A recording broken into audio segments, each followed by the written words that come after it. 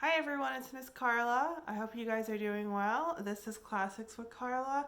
We are still reading The Wizard of Oz by L. Frank Baum. We will be reading the next two chapters. And just so you know, I've decided what we're going to read next. We're going to read Anne of Green Gables. So that'll be exciting.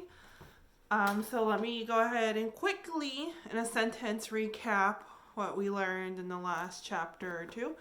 So what we learned was that the Great Oz, or the Wizard of Oz, is a fraud. He's not what he seems. And he's going to still somehow grant the crew their wishes. So I'm not sure how he's going to do that. We will find out. All right. So this is chapter 15. Oz grants 3 wishes. The next morning, the Scarecrow went to see Oz and get his brains. He went to the throne room and knocked on the door. "Come in," said Oz. The Scarecrow went in and found the little man sitting by the window.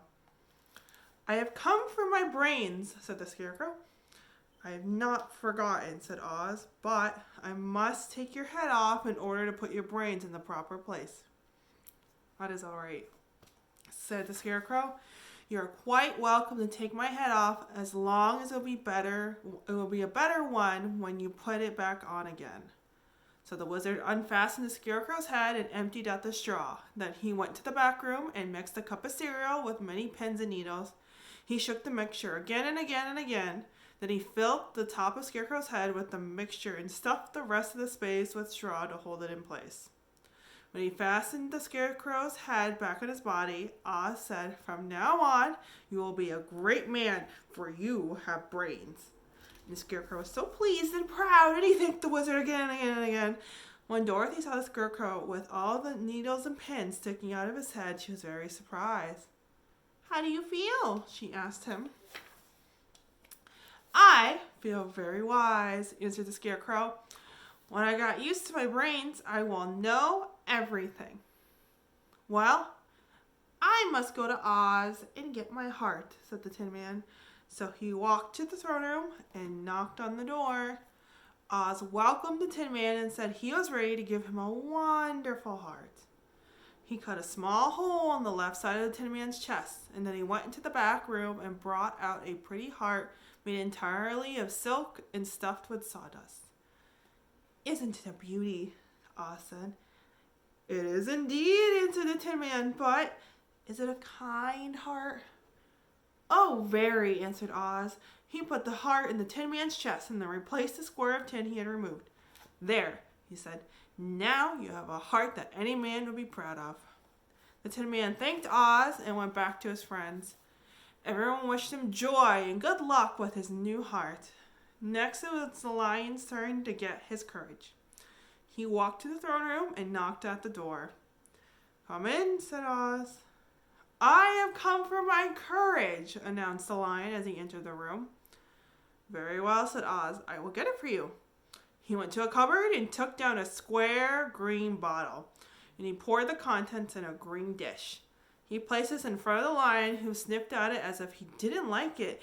Then the wizard said, "Drink." "What is it?" asked the Lion.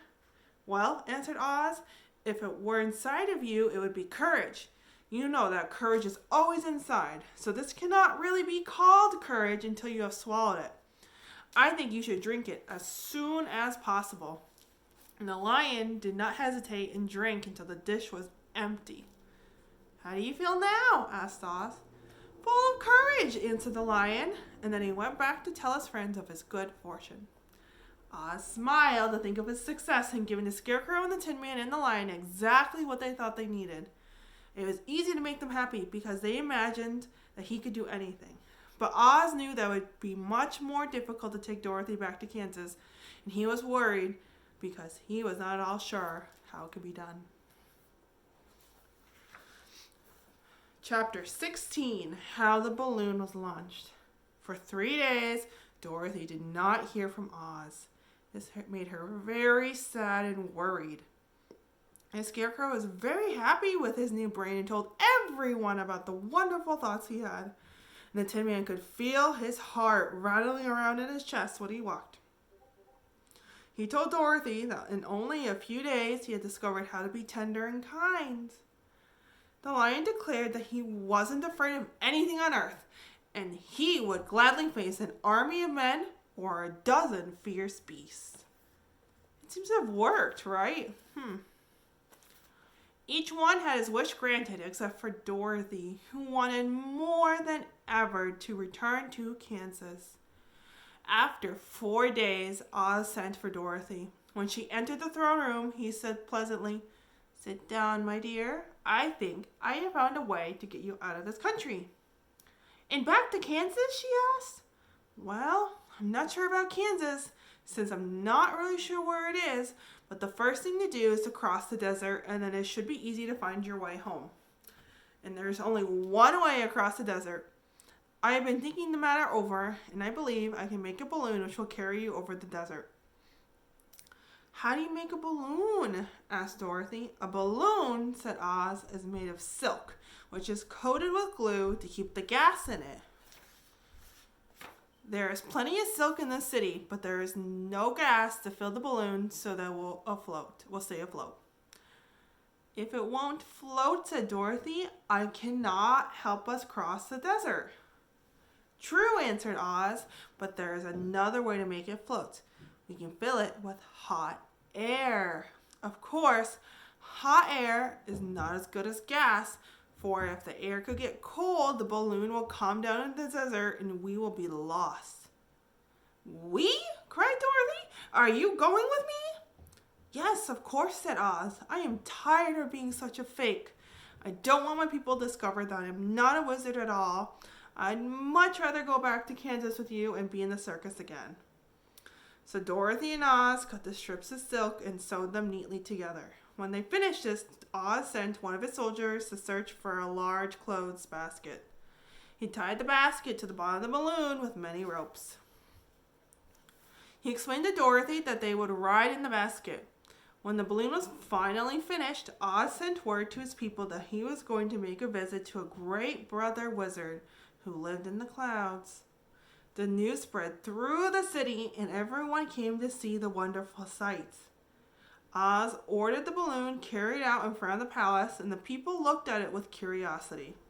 The Tin Man chopped a big pile of wood and made a fire out of it.